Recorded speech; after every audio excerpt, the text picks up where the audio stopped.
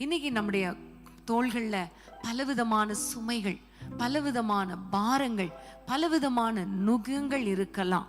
ஆனா ஆண்டவர் சொல்லுகிறார், எல்லா நுகங்களையும் அபிஷேகத்தினால, அதாவது ஆவியானவர் இறங்கி வரும் பொழுது எல்லா நுகங்கள், எல்லா கட்டுகள், எல்லா போராட்டங்கள் முறிக்கப்படும் என்று கர்த்தர் சொல்லுகிறார். இன்றைக்கு நம்ம ஜெபிக்க போற காரியம் என்ன தெரியுமா? ஆவியானவருடைய கிரியை நம்முடைய குடும்பத்துல இறங்கி வர வேண்டும். ஆவியானவர் இல்லாட்டா நம்ம ஒண்ணுமே பண்ண முடியாது. ஆவியானவருடைய துணையோடு கூட தான் நம்முடைய குடும்பத்தை நம்ம கட்ட முடியும். அதனால இன்னைக்கு நம்ம ஆண்டவரிடத்துல கேட்க போறோம், ஆவியானவரே, உம்முடைய அபிஷேகத்தினால எங்கள் குடும்பத்தில் இருக்கிற எல்லா கட்டுகள், எல்லா நுகங்கள், எல்லா நுகத்தடிகள், எல்லா போராட்டங்கள், நுகங்கள் என்று சொல்லும் பொழுது அது தோள் மேல இருக்கிற பாரத்தை குறிக்கிறது.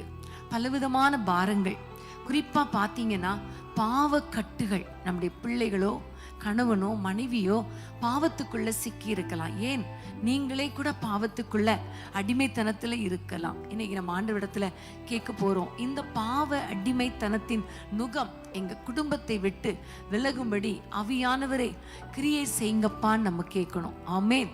வசனம் சொல்லுது, அபிஷேகத்தினால் நுகம் முறிக்கப்படும். ஒருவேளை சாபக்கட்டுகள், சாபத்தின் நுகத்தடிகள் உங்க வீட்டுல இருக்கலாம். முன்னோர் செய்த பாவத்தினால, நீங்க செய்த பாவத்தினால பிள்ளைகள் பாதிக்கப்பட்டக்கூடாதே, குடும்பம் பாதிக்கப்பட்டக்கூடாதே.